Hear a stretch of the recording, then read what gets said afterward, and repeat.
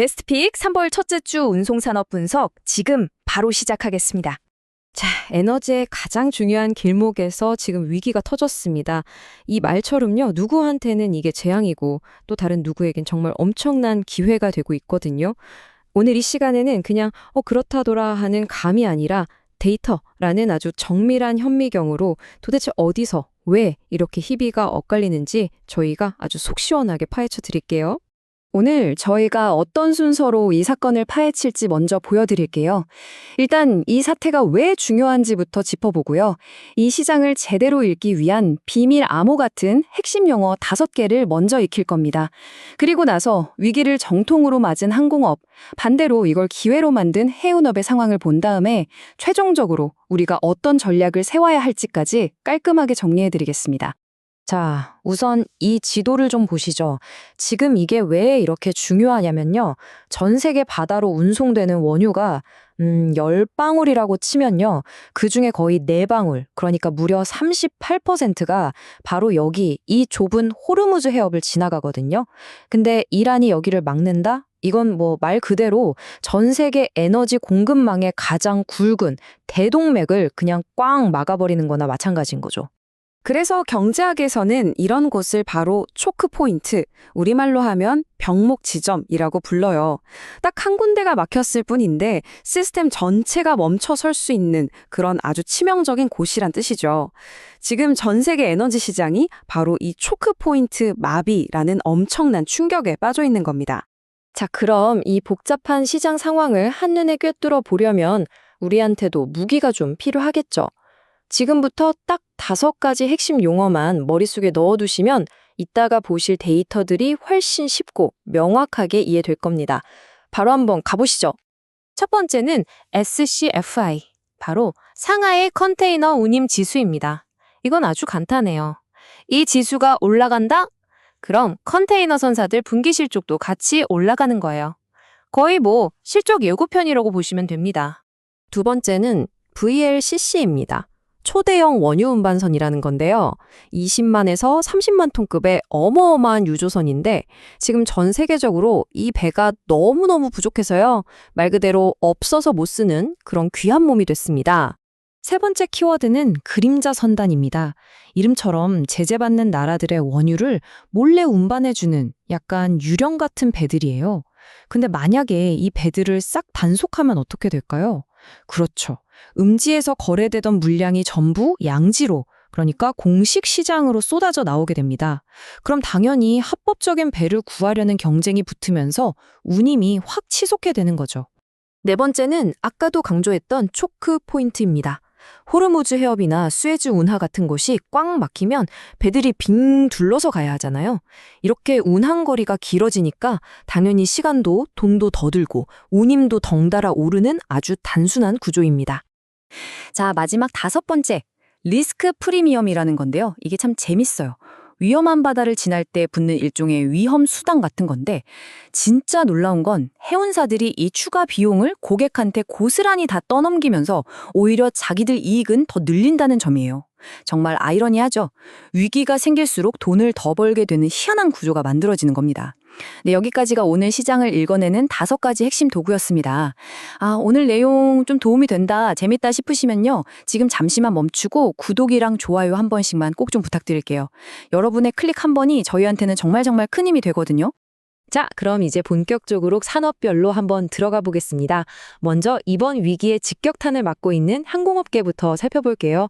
아시다시피 고유가는 항공사 이익에 있어서는 최악의 적이죠.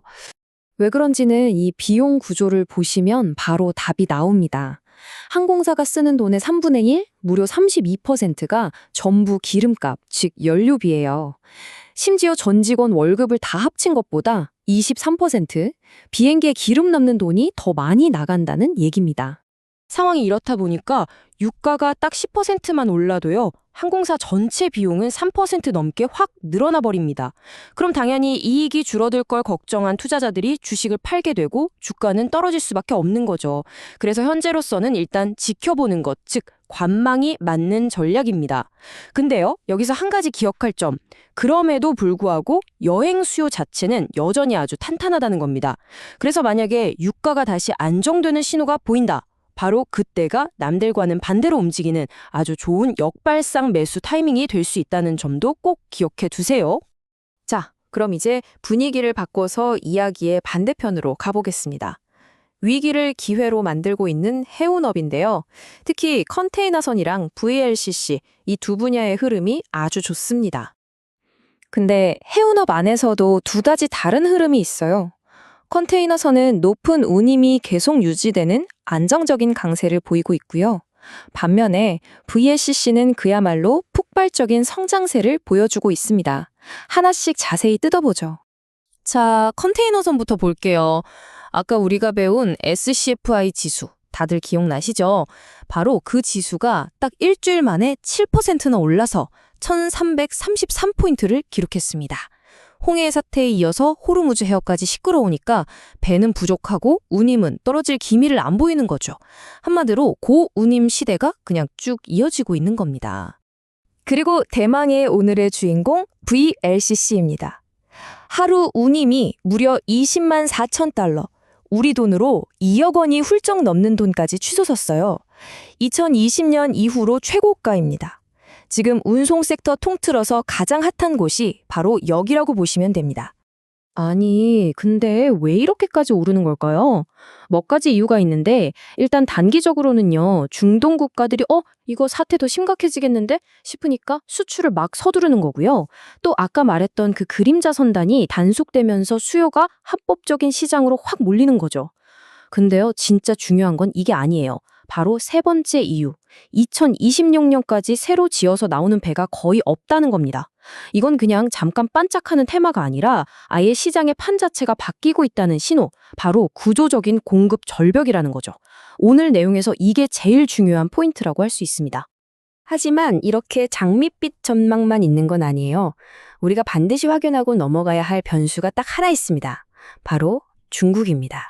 여기서 한 걸음만 뒤로 물러나서 이런 질문을 던져봐야 합니다. 과연 이 봉쇄가 끝없이 이어질 수 있을까? 생각해보면 답은 의외로 간단해요. 이란산 원유를 가장 많이 사주는 큰 손 고객, 즉 최대 고객이 바로 중국이거든요. 이런 입장에서 자기네 VVIP 고객인 중국을 무시하면서까지 이 사태를 계속 끌고 가기는 현실적으로 좀 어렵지 않겠냐는 분석이 힘을 얻고 있습니다. 자, 그럼 지금까지 나온 모든 정보들을 모아서 우리의 최종 전략을 한번 짜보겠습니다.